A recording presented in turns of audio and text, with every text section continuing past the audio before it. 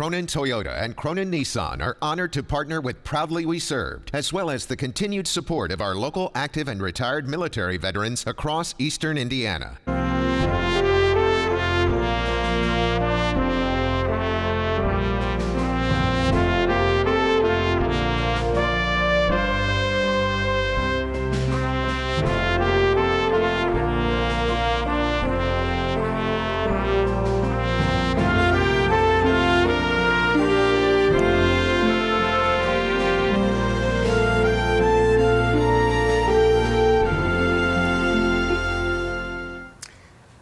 I'm Al Bledsoe, Veterans of Foreign War, Post 1108.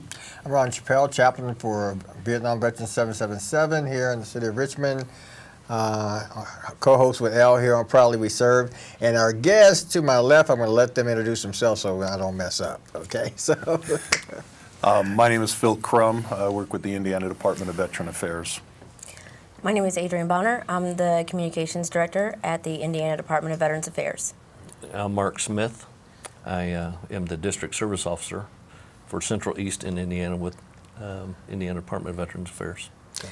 We're really privileged today to have this. It's a powerful crew here. It's a powerful crew, and we're here to talk about Veterans Affairs. And I think what we'll start with is just give us a little background of where you came from, and fast forward that real quick to what you're doing. How far do you now. want me to go back? No, I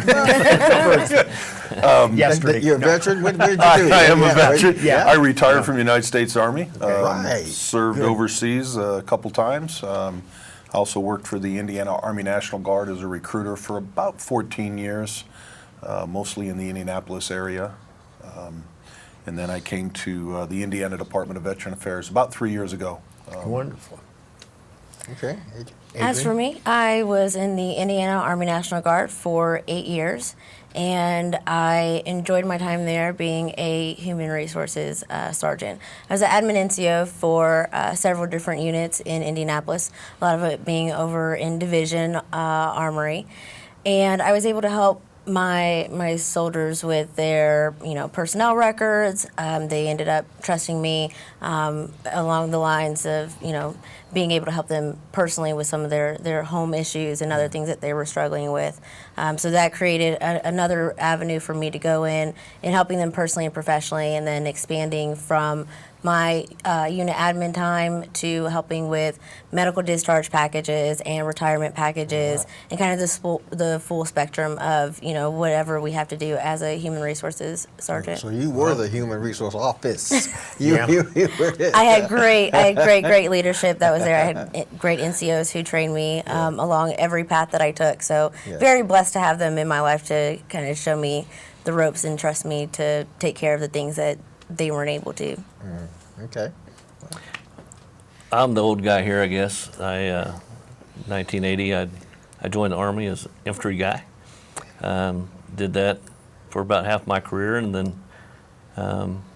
went into recruiting. But fortunately, I was able to be stationed pretty much around the world, so got to see things that a lot of people don't. Yeah. And then I retired out in August of 2014. Took a job with Veterans Administration downtown, and then since I knew Phil, he and I had talked, and they asked me to leave there and come over to the stateside, so I did. So now I'm currently enjoying life better than I was. Okay. But for the record, you're not the old guy. Al is. Well, on this side. I think I got you. That's not a good way to start the show. Actually, I'm the old guy here. Yeah. Yeah. Go ahead. I went in '62, retired in '87. You beat me. Yeah. I think he beat all of us. Well, we're pleased to lot of have people out there. We're pleased to have all three. Yeah, We've had Jim Brown, that's the head of Indiana Department of Veterans Affairs, and I'd like to start with Mark, I think, and let's talk a little bit about what's your day and what you do and how you help veterans specifically. Well, fortunately, my job, since I did work at the Veterans Administration downtown from the federal side, processing claims and rating claims, kind of affords me the opportunity to work with the county service officers in the 14 counties I have, and help keep them trained and up to date on changes. where I can come out and help them. If they have questions on how to do some claims on a vet, then I can kind of guide them along on that. So normally what I do is I get up in the morning and check my emails to see, which counties I need to go to first, whoever asked me to come out and help them. Those are the ones I go see first normally. I attend most of the commissioner meetings. There's a few I haven't been to yet, but I attend those to kind of see how the county is servicing the veterans, and then I talk to a lot of the commissioners on what the veterans actually need. From the standpoint of what comes through the office, we meet once a month, and then we kind of find out kind of what's out there that the veterans are looking for as far as benefits, and then kind of make sure they know of all the benefits that are that they can either qualify for or at least have a chance to get. So you have to go to school quite a bit then to have all of that knowledge. Does that knowledge filter in at the federal level and it comes into the state, or the state has its own rules? Right. No, it's federal. It's all federal. Right. So I went to school for 6 weeks when I first started with the regional office downtown Indianapolis to learn how to process claims, the regulations, and then the federal regulations that kind of guide on how veterans, or what veterans can claim and how we process those claims. 6 weeks. That's a lot. I mean, I know it was cramped. It was. Yeah, I know. And they're all day. Yeah. Well, I think it's good, though, that we have people that are doing that. We have a great service officer in Wayne County. He's just kind of spread pretty thin, and that leads to the thing that we're now going to have another service officer now. So we'll have basically somebody in the office, if you will, all the time. Right. So Yeah, and I want to say Pete he's a awesome county service rep out here for Wayne County, and each county Don't let has him their hear own. this, okay? Let's don't let him hear But yeah, he definitely needs help. There's enough veterans in Wayne County that there should be probably 2 of them to make sure that they hit all the veterans and certainly get their needs taken care of. Is there any common problem that you find as you travel around the region? Actually, Lack believe it of or not, need. Vietnam veterans, a lot of Vietnam veterans still do not know that they can file a claim for compensation for their service, especially if they served in Vietnam. Yeah. But that era, it's amazing to me how many of those veterans don't realize there are benefits, compensation benefits for them. See, And a lot of them will say, I don't need it, give it to somebody else that needs it. And they do need it. yeah. And this points back to another, we talked about this on another program. I don't think we do a good job in the out-processing piece and letting veterans know what's available in their area, in their region, that they can get to. Well, today they do it a lot better. Okay. Plus the soldiers and airmen, sailors, they're all pretty computer savvy. So they can, with all the way the internet is today, they can Google they can Google a lot of things. But the older veterans, and maybe that's why they don't know, because we don't talk about them on. One, they're not on social media for a lot of them. We don't talk about it on the news, so they don't know unless we have some sort of event that they come by and they just happen to hear about it. wow. But that is the one thing that I would say stands out to me, that there's still so many Vietnam veterans that haven't filed any kind of a claim with the government yet. Phil, what about you? What do you tell us about what you do and what your day's made up of? Well, I work as a service and training officer for the state of Indiana, and I do a lot of state claims as far as property tax deduction forms and tuition and fee exemption for children of Indiana disabled veterans, and also spend a lot of time doing disabled veteran plates for the veterans who are applying for them. So I spend most of my morning is looking into what we call Scholar Track, which is the new way that children of disabled veterans apply for the tuition and fee exemption. It's a web-based program, which makes my job much easier. Before we used to do it all paper application, and Wow. we would mail them out. And once they apply for this program, it doesn't go away until they use all the credits, 124 credits. Before then, the schools would always tell them that they need to reapply. So we've cut our workload down a lot with the new Scholar Track program on them. Spent a lot of time with the disabled veteran plates, making sure the veterans are eligible for those plates, and get the paperwork out to them as soon as possible. And then property tax deduction. That's a good one. I applied for that when I got here, and it was a considerable reduction in It is. taxes. It is a considerable reduction. There are a couple different sections, Section 13, Section 14, whether the veteran served during a wartime period. He could be eligible for about $24,900 off the assessed value of his property. If the veteran served during what we would consider a peacetime era and has a disability rating through the federal VA of 10% or higher, you're looking at a little over $12,000 off the assessed value. So it can help. A lot of times we take care of those veterans. They may come in the office with their paperwork. We'll do it right then and there, give it right back to them, and then guide them to their county auditor's office. Or if they come in for the license plates or whatever the case may be. So most of the morning is spent doing paperwork and answering the phone always. Whether it doesn't matter what we're doing, we'll always pick up the phone to talk to the veteran. And then usually in the afternoon, it's chasing with our district service officers. We do have 6 of them throughout the state, each northwest and central, and then down in the south.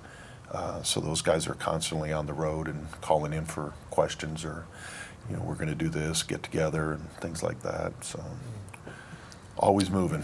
On the property tax deduction, I ran into sort of a little conflict or problem initially, and that is I failed to notify the mortgage company about, because they paid the taxes. Yes. Yeah, so that for you guys out there and else who are going to apply, make sure you do that. Right. Yeah. Yeah, after you get your property tax deduction, first thing we're going to tell you is go see the county auditor's office. Get your paperwork to them. They're the ones that are going to file it and make sure that goes into effect the following year. Yeah. So if you turn it in right now, that won't take effect until next year. Right. And I haven't had the update. Is that normal? When you say the update? Yeah, I haven't had to go back and redo it. No, yet. you don't have to redo it. Once you do it, it's done. Right. Once Yeah. you do it, it's done, as long as you're at that property. Yeah.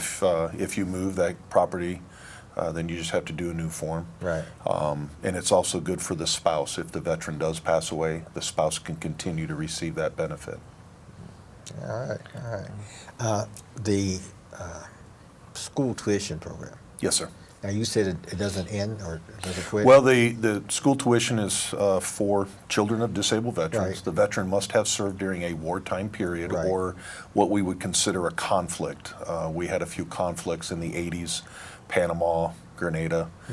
So the veteran would have received what we probably call an expeditionary medal. If you were in the Marine Corps, you may have gotten a combat action ribbon. So we'll look at your DD-214 Right. and see if you're eligible for that. The wartime service dates basically your Vietnam era, Korea era, and currently we're in the Gulf War era right now. And so if the veteran served during one of those wartime periods, the student is eligible to go to school at a state-supported school, IU, Purdue, Ball State, Ivy Tech, Vincennes, all of those different state-supported schools, and there's satellite schools all over the place. Tuition-free. Basically, it's 124 credits, and they don't expire until you use all of them. So it's a great program if the child wants to get a college I think education. 2 of mine have that benefit. Well, my daughter yeah. did. But that's a good benefit. I mean, My that's a- daughter yeah. is currently using it. She Sure. attends Ball State. This will be her first year, almost over. She comes home next week, but it's a great program to help children go to school. Can you get any kind of a waiver to go to an out-of-state school? No, sir, it is only for in-state supported schools. Okay. Not good at any private college like Yeah. Notre Dame or Butler or University of Indianapolis. It's state-supported Yeah, the schools. states, yeah. So, Adryanne, tell us about you. All right, so what you do. I was blessed with the opportunity to start at IDVA 3 years ago when they had received a grant to help families get back on their feet. So we had created this program. Some may have heard it as the TANF program or the Empowering Families program, but our Veteran Family Support Services program that we have had over the last 3 years has been able to come in touch with over 2,000 veterans throughout the state. And so we've been able to make an impact during this time on some level with them. So we were able to assist with employment. We have an employment team that is at our office, so they would get connected from our program to them. We would also look and kind of do a family assessment once their application came in. So we would see if they needed childcare or vocational training to get a better job. We did a lot of counseling, and a huge thing that we did were the family and couple retreats that we had throughout the years. So we were able to, effectively spend $5 million within this last 3 years on over 2,000 families that have been able to better themselves from, the time that they came into our program to where they are at now. A lot of them come back and they let us know the program has really impacted their lives. We have a single mom who was able to get a better job with the vocational training. She didn't have to rely on welfare to continue childcare anymore. And it's a big, wraparound program that we had because we would also look at what do the children need. We had special needs therapy that we offered to pay for with, say they had a speech impediment or they had ADHD and they needed, alternative therapy to help, the mom and the child with that. So we looked at how that would all affect the family, and it's been very positive throughout this entire time. Unfortunately, it is coming to end June 30th, so it's still operating, and everyone is still able to, apply for services up until, that time. But it is ending June 30th. So that's the last day of services for the families in the program. Any possibility of getting reallocated or? There's redirected? always a possibility, but it came from a federal grant, so it Okay. trickled down from federal to state. And then Jim Brown and Matt Vincent both spoke up and were like, hey, we'll take this, money that you guys had set aside and we'll be able to use it. Right. And so from there, that's when they gave me direction like, hey, this is what we want to do. And myself and the team, we just kind of ran with Set it that up. and did all this. Sounds nice. Yeah.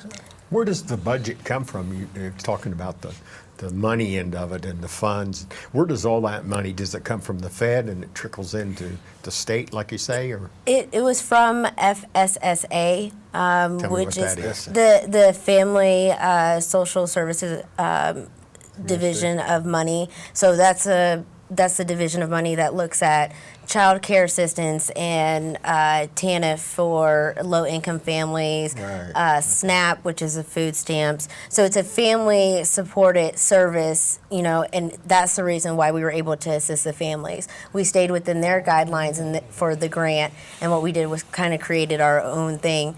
But unfortunately, the money is being allocated elsewhere outside of our agency, which is it's still great. It's going to, I believe, DFR, which is the Division of Family Resources. So children and families are still going to be assisted with that money that we don't have. Right. We just won't be operating for that anymore. So in effect, they took part of their money, gave it to you, and said, "Hey, this is for veterans." And okay, that was pretty And decent. they're like, hey, You don't this find is... government agencies doing that. Usually. I mean, everybody It's- kind of hoards their money. It was a brand new thing that's come into effect. And 3 years ago, looking when I was doing my research and seeing if any other states kind of had something similar like this happen, it wasn't at all anything. It was something completely brand new and groundbreaking and helped a lot of families here in Indiana. is this part of the relief fund that we've talked about here on the program No. before? What is Nope. that? The That's- Military Family Relief Fund is something that is completely different.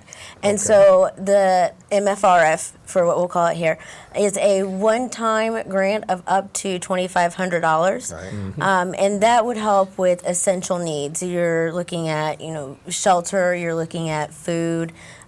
If you have a refrigerator that's gone out and you need a new one, we're looking at essentials that it would help you with. So that, again, was something that we took in the TANF team. We were like, hey, whenever we have somebody that's struggling to pay rent, let's get them over to MFRF. Let's get them over to employment. So we worked not only with the services that we provided for that grant, we also utilized the other services that were in our office, and even going into outside agencies to combat different things like homelessness and vehicle repairs, things that we couldn't take care of in our office. We had connections with these different agencies and organizations that did help with them.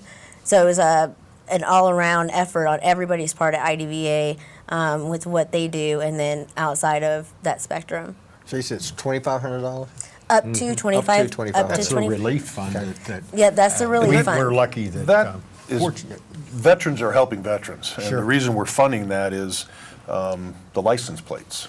I'm sure Sure. you've seen the Yeah. Army, Navy, Air Force, Marine, Coast Guard plates that are out there that on the back of the cars. Those veterans are paying a little extra, $15 I think is what it is. And all $15 goes into the Military Family Relief Fund. Also, support troops plate, I think, is out there.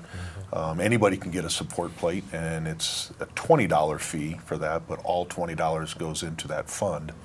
And as I always tell them, it's veterans helping veterans. Yeah. And that's pretty much what That's it a is. pretty good program. So when you come into Wayne County to be with Pete and go around to the different agencies we have here in town? Well, I was just here last week with him, Yes, but sir. I'll probably come back. I have to spend a lot of time currently in Hamilton County, but I'll probably be back within the next couple weeks. And then I'll call him and have him line some things up and let him take me around town, so to speak. But Well, he's progressed right along, I think. Since he's had that office there, he's done a lot because he's he's at our meetings a lot of times. Right. So he gets around quite a bit to the meetings. He's been on the show usually twice a year, I think. he's a high-speed guy, as we say in the military. That Yeah. He's on the ball, but all the things that we're talking about here, he has to know that. So that's part of what we teach these county veteran service officers. As far as their knowledge, skill, they gotta kind of be on the ball as well. Yeah. So as things change and we find out they change and we let them know they change, that's why it's so important that veterans go to that office Right. and find out what's actually out there, because things change almost weekly. Yeah. Especially from the federal. I always speak mostly from the federal level because most veterans are looking for the medical and they want to be paid for what the military did to them. And fortunately, Indiana is like one of the best states for veterans. Not so much for potholes, but if you're a veteran, it's a great state to live in. Well, it whole seems like nother show, that, right? that Indiana and Wayne County, I mean, it's very proactive for the veteran, which I think that's really good because you hear so many different stories out there about people that have problems. I run into people quite a bit actually that feel like they got problems, but I always ask them, have you ever tried to get something fixed? So, and a lot of times you don't know what the problem is. It's just like we've talked about on this program, homeless veterans. What is a homeless veteran? I don't know. Do homeless veterans come to your office, or do they call you and say, I need help, or I need assistance? That's a problem, I think, in itself, that we just don't know. Yeah. I've talked about that. Yeah. It's hard to Our identify area that. here, the county, Wayne County, is very veteran friendly. The businesses, many of the businesses, not most of them, are very veteran friendly. So, There are very few that you run into that are not willing to do something Yeah. if they need to with Memorial Day coming up, it takes money to do some of that stuff that we do. And, the businesses in Wayne County usually will come to the line with that. IU, a lot of them are just really proactive. Dennis Hicks, he's the registrar at IU. He is a Navy veteran. And I think he retired from the Navy, actually, I believe. Yeah. So they're really proactive, and I think he has a section here that actually talks with veterans if they're a veteran and come in. I think the biggest thing is just getting the veteran, when they first get out, maybe, someone to make the call to them, because a lot of them, I think we talked about that a while ago, that a lot of veterans don't realize they got those benefits unless they're told. A lot of them just Absolutely. don't know. That's what I was talking about, the out processing piece. Well, I would agree with Maury earlier. I mean, I think I retired 2010, and I went through the process down at Fort Knox, Kentucky, and it was a 2-day process that I had to go through. And they talked about the different things that were, I was going to be eligible for, things I needed to look into. Good. They'll give you the information, and I'll be honest with you, I didn't pay attention to a lot of it. I Yeah. was just Ready to there, go. ready to go. Sure. Did I keep all that paperwork? I sure did. It was, in a folder that one day I sat down in the chair and I drank my cup of coffee on a Sunday morning. I started going through it and saying, well, wait a minute, I probably should go look at this. Sure. But they are getting better at, letting the service members know what they're entitled to when they get out of the service. Yeah. Where I work, we have a veterans center, and that's what it's designed, because we have 6 veterans, counting myself, as employees, and especially some of them are younger guys, Army guys. I think 2 of them are actually Marines. So they are not in the healthcare system. So what I've tried to do is encourage them to come down I'll take them down to the clinic here in town and let them get signed up. I've had a couple of guys that I've got signed up because they didn't think they could get benefits because they were only in 18 months or 19 months, but if they were on active duty, they're entitled to health care. And the health care in the VA system, at least locally, seems to be really good. decent, Yeah, it's pretty good. I mean, we don't have too many issues with Adryanne, that. communications. Yes. Yeah.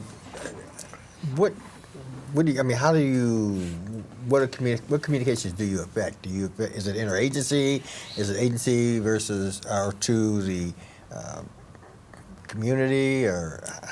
So right All of the now, above, this is still a new position that I've taken on, only about a month fresh into it. Yeah. So there's still some things I'm figuring out, but the biggest thing that I'm looking to accomplish is getting information out to veterans through our website, through our Facebook, through our Instagram. A lot of the younger, veterans are using social media, so they don't know a lot about, Indiana Department of Veterans Affairs.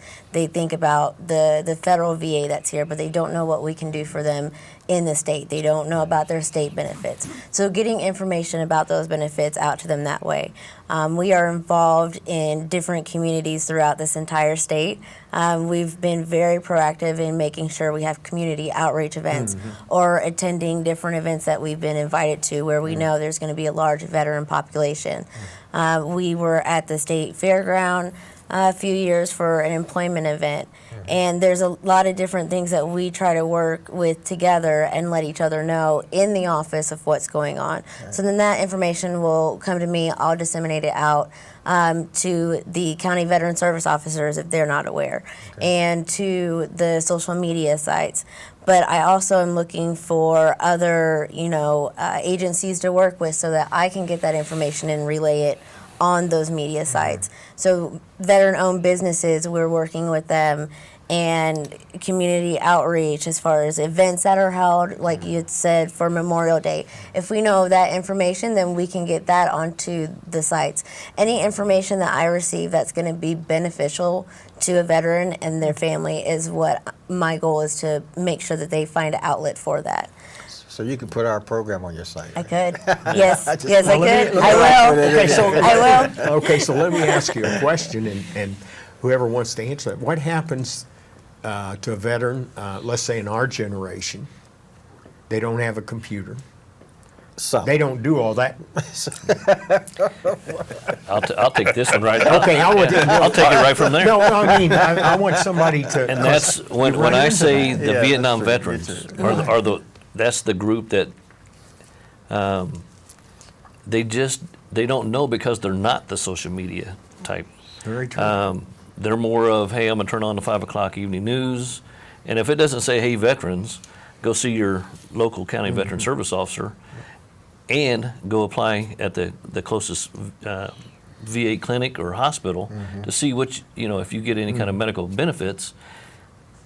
They don't know. Yeah. So, and that's what I'm saying. When I go to the American Legions and the VFWs, Sure. I always try to, I mean, just shy of begging, have them, sometimes I do beg, tell them to go down and start that process.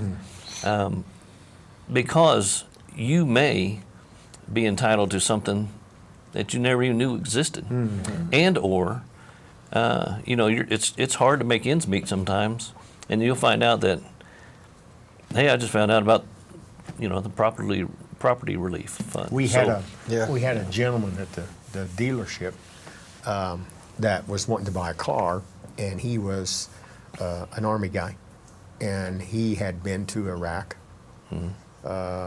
Obviously, he had some PTSD issues, but he couldn't, like, his thought process wasn't there. So as soon as I picked up on that, I said, look, where are you at with it? And I'll try to help you if I can. So he was in the process of buying a car. Well, the short story is, I said, get in the truck and let's run down to the clinic. Well, it happened that Anthony, the guy at the clinic that runs the clinic, happened to be there. And I said, look, this guy needs to prove that he's on disability. Yeah. And he was on 100% disability.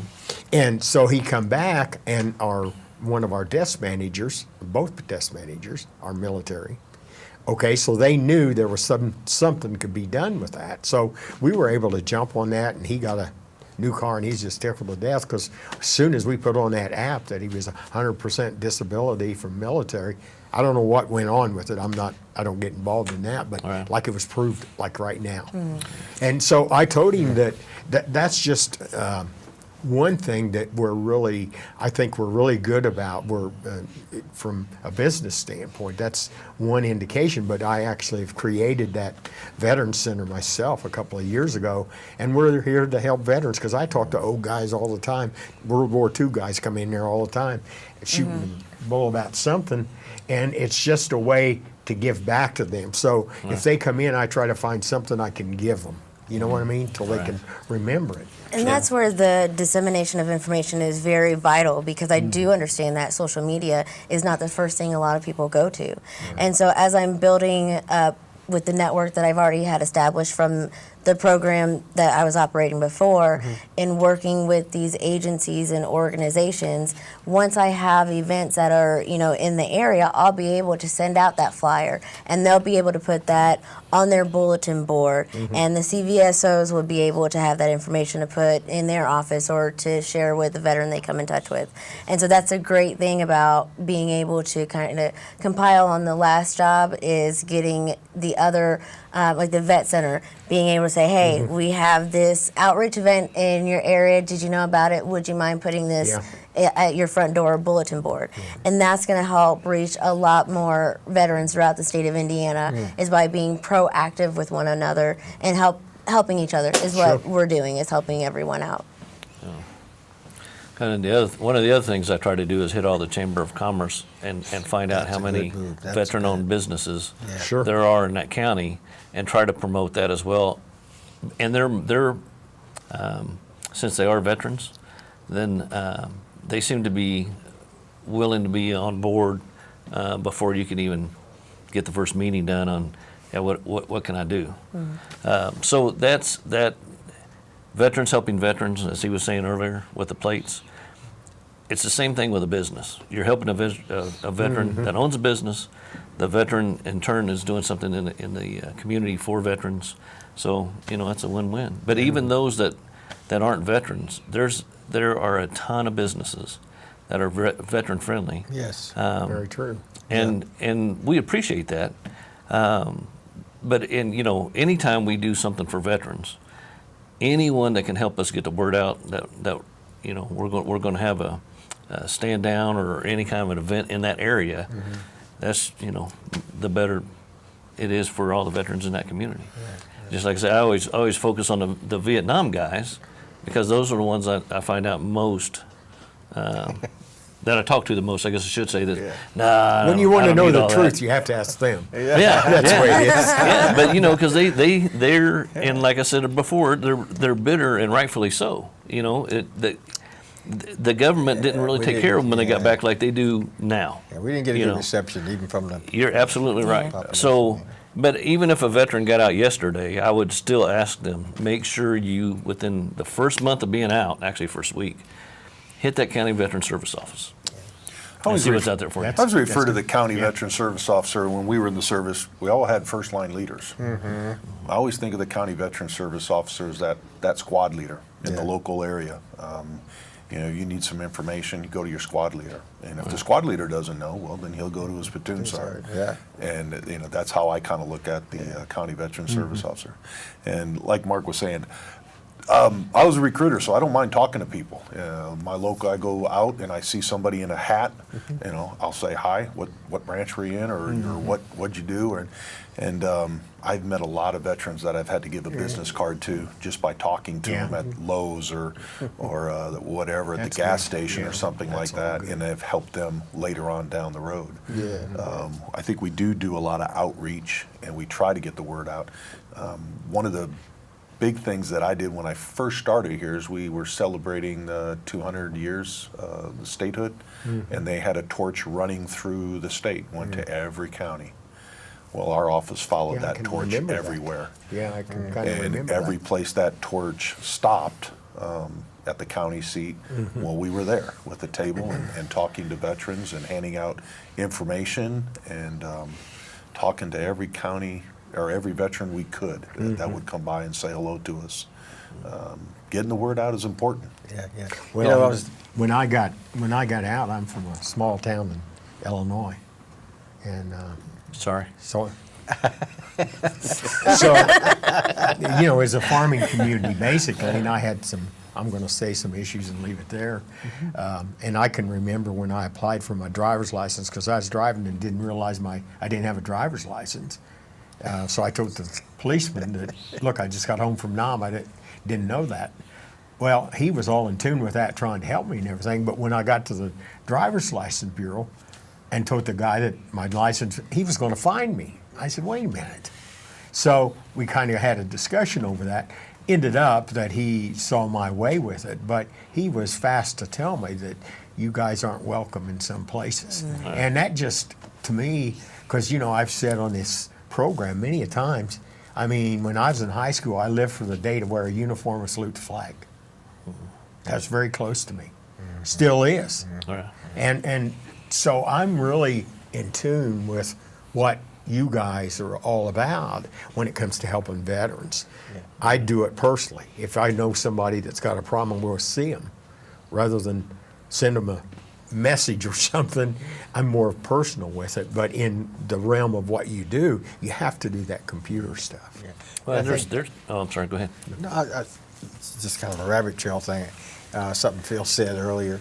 My wife was at I won't mention the business, but she was trying to get something done, and she said to the lady, well, don't you guys have a chain of command in here? They probably didn't know. They said, we don't sell chains. What are you talking about? Aisle 9, man. Chains are in aisle 9. Right. It is important to talk to the veterans. Very much so. And I will come up to veterans and say, thank you for your service. Sure. Thank you for coming home. Yeah. I'm a Desert Storm vet myself. I don't wear a hat that says that all the time, only on special occasions, but I know there's a lot of veterans that wear their Vietnam hats, and I don't have a problem going up and saying, hi, thank you, welcome home. Yeah. They may have heard it 1,000 They times need to hear lately, that more often. But right, You're in right. some cases, sometimes they will. They'll get a little tear in their eye and say, thank you, young man. I'm not really that young, but I am younger than you. And I had an uncle who was in Vietnam, and as a young child, I really didn't remember my uncle being gone. I remember when he came home, but I don't really remember that time that he was gone in the service. So. I had recently an experience that was really one of the greatest conversations I've ever had. I was going to have my lawn treated. I won't say the name of the company. So the guy comes in, and I'm in Wayne County Honor Guard, and also I've got a Vietnam hat that just sticks out of the back of my truck. You can just barely see it. And he said, "You're a Nam guy?" And I said, "Yeah." And he said, "Well, my brother was a Marine. He was killed in Nam." So we sat there and had one of those senior moments about guys like that. And I said, guys like you just need to say that more often. When you're out giving estimates or whatever you're doing, tell them about your brother, how important that was. And they were just really close. You could tell because he got real emotional about it. A lot of people forget how less than 1% of the population serve in the military. Yes. Less than 1%. Yes. So we're not talking about a whole lot of people. So when you're running into other folks, and I think that's what keeps the bond between the branches once we're done. Yes. It really doesn't matter what branch you were in. That's No right. doubt. You raised your hand and took that oath, and That's you right. served. That's right. So that's the pride you get to carry. That's right. And nobody can take that from That's you. right. So shame on the BMV when you went for your license, but that's what I was wanting to say earlier about the 1%. Less than 1% serve, and then you're going to get treated. Yeah. The way you were treated when you walk into a business, that's just totally unacceptable to me. So. Well, the state of Illinois, though, is, and I don't want to bash them, but they're not as proactive military as we are sitting here. I mean, that's why they're sitting here today. But those kinds of things make your guys' jobs more important. Yeah, very true. And I think the fact that you're all veterans, it kind of fuels that passion for the kind of work that you do. Everybody can't do that. Everybody can't do this. Everybody doesn't understand the complexities of some of the issues and problems that veterans have or develop, during the course of service. People talk about PTSD and that, but do they really understand what that means? They don't understand that. Guys and gals who served in these remote areas and the kind of problems that they had and all that, and they bring back with them, and they need help, and they need someone that they can talk to that will understand them and that they can trust, because you can't talk about your experiences to everybody. When I was in Nam, I was my first tour. I was in communication. In fact, both. I was in Nam, and then I went to Laos after I came back from Nam. And both of those tours, I was in communications, hence my fetish for stuff. I had some of the big stuff that I can't even talk about.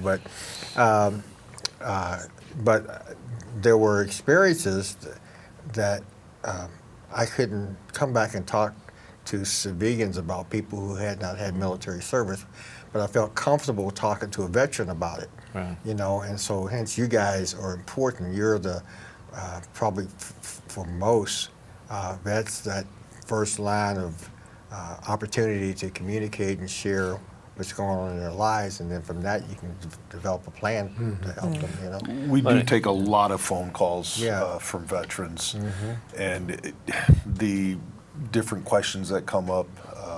Sometimes we may be listening to them. Yeah. I've actually had to sit back and just put my feet up on the desk for 10 minutes and just listen to the veteran talk. Yeah. And then sometimes you may have to ask them, what is it that you need help with today? Yeah. What was the reason that you decided to call us today? Yeah. And they'll tell you. And from there we go and try to help that veteran out, whether it's something that we can do at the state level or if it's something that we need to do and help them get to the federal level. Sometimes we'll make that call to the federal VA, have the federal VA take a look in. For instance, we had a veteran not too long ago call in, and his payments they were low, and he didn't know why. And they actually had stopped him for some odd reason, who knows, but when we made contact with the federal VA, they looked at it, they got back to us within 24 hours, and they said they made a mistake. Wow. And he ended up getting about $38,000 in back pay. Wow. All because of a phone call. Right. Well, I think that, and it goes back to what your guys' mission is, if you will, that you guys are very proactive. you know, since we met Jim Brown, 3 years ago, we knew he was pretty proactive with that kind of stuff. And we have a friend in our community that used to be a senator that kind of helps us with that. So I think it's your guys' positive look of that I'm going to help them, you know, because sometimes, you know, I'm the same way, because sometimes if I run into an old guy, I run into a guy the other day that, I mean, he was a Vietnam guy, and I got this little table and stuff.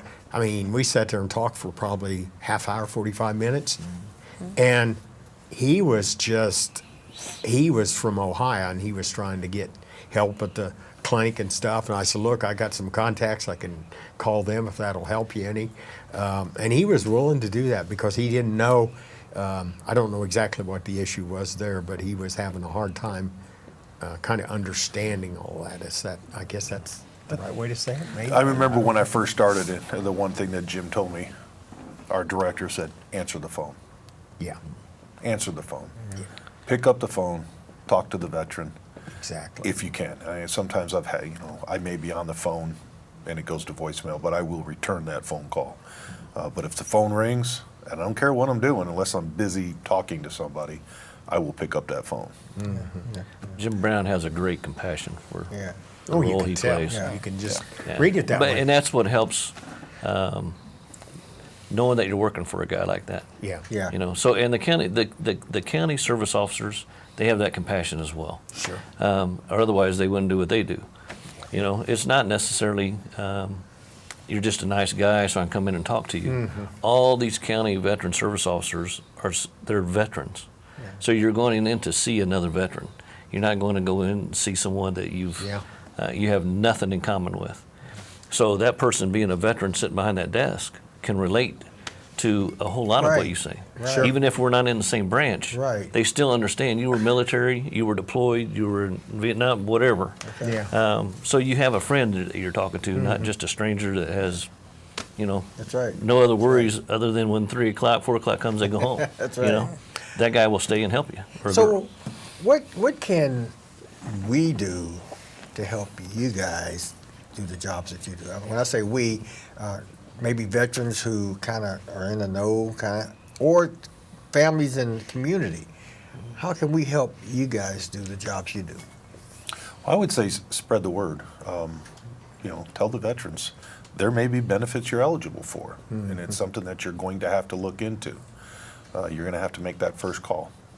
Call that county veteran service officer, your squad leader, and see what he says. And if he's not available, he didn't answer the phone for whatever reason, you can always call us at the state. We'll answer the phone, and we will help. You guys actually sitting here doing what you're doing. That's awesome. Yeah. Yeah. You can't get the word out any better than this, can you? Well, I think it goes. I mean, my philosophy is to do it personally. It's always somebody calls me up, and because of the job I have, who knows who I'm going to be talking to. But I always tell them I'll come and see you personally. You don't have to call me.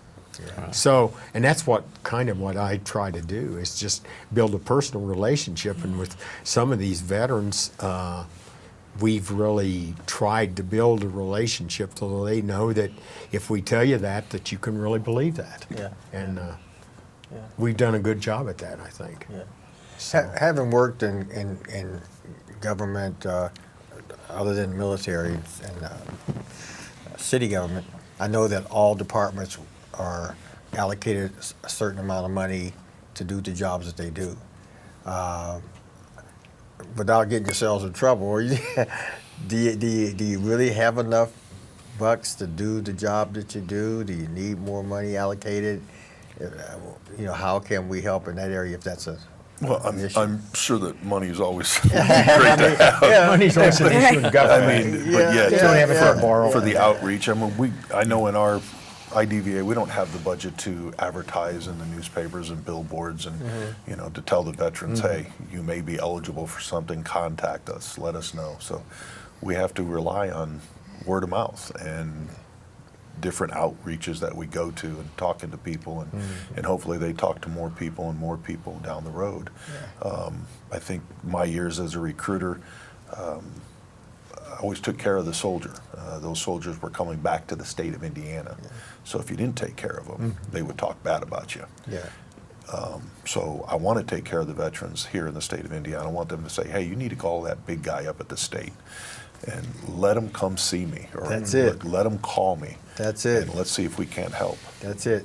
And I think that their office, to interject into that, your office is very good about answering the phone or calling back. Because I know from experience, I mean, they call you back, and sometimes it's almost they call you back too much, you know what I mean? Because they want to make sure you understand Right. what was going on there, so. And, On the communications piece, when we call, and I've called, and I've gotten immediate response. I've not had a problem whatsoever. I guess my thought is, I guess I have a burden for those folk out there that, for whatever reason, they complain about their situation, but they don't get motivated or can't get motivated to make a simple phone call. And they don't understand it. And I have to give it to you guys, man. You guys, you're responsive. I mean, you get back to folks.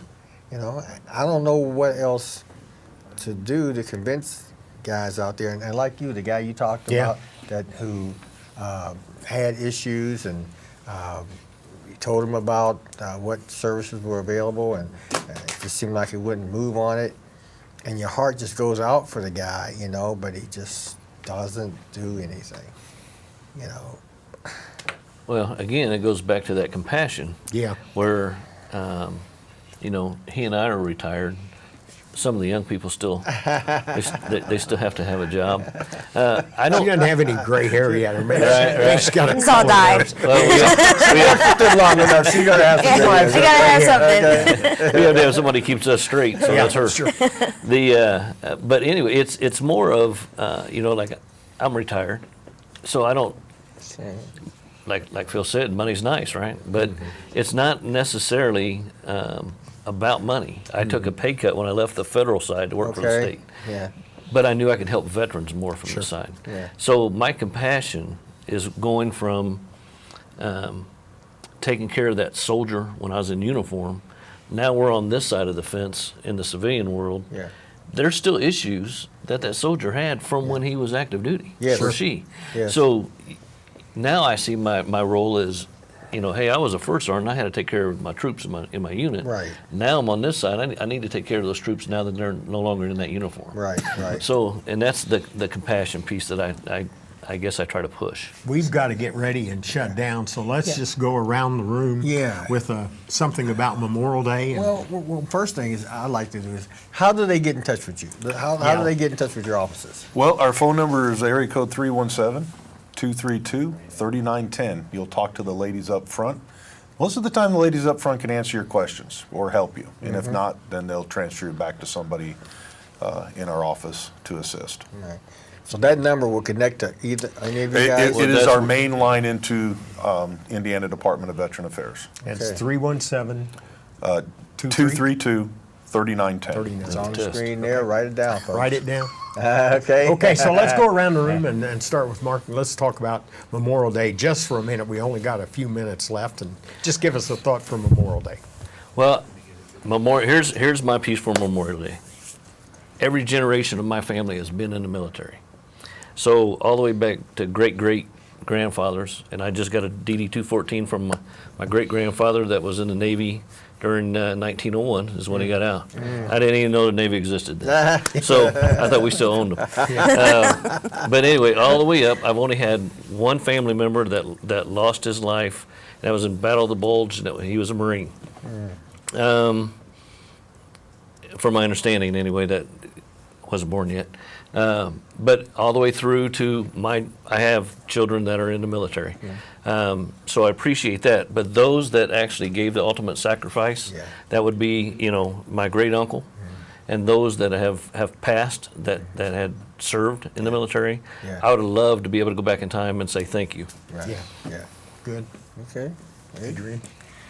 My biggest thing is we all go out and we have fun and we have big meals together and we celebrate together. It's a big thing within my family that I do especially because most of my family is prior service. Okay. And so in those moments, we do set a seat aside at our table and in our household. And even though my son is still young, I let him understand what that seat is for and what every item on that table setting represents. So that when he gets older, he will understand these are the sacrifices that were made for us to be here and to be appreciative of those who gave their life. Now, does that represent a particular family member or just a soldier? It is for military person? it is for our fallen soldiers. Okay. But I do have family members who have passed. Okay. That's excellent. All right. In my household, it's myself and an uncle in the family that served, but usually my son and I will go to a local, there's a cemetery that we go to in our town, and they have a little memorial that goes on there, and so we'll go there and participate in that.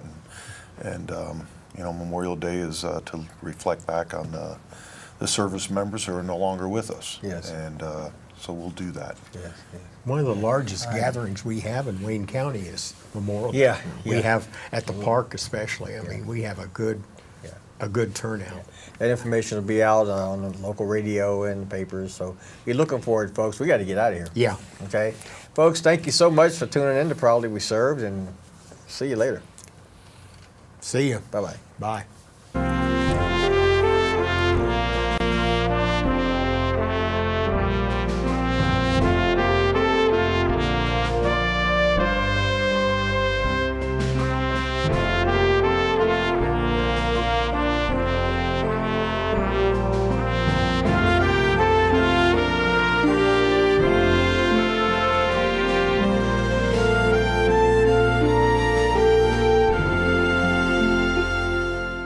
Cronin Toyota and Cronin Nissan are honored to partner with Proudly We Served, as well as the continued support of our local active and retired military veterans across eastern Indiana.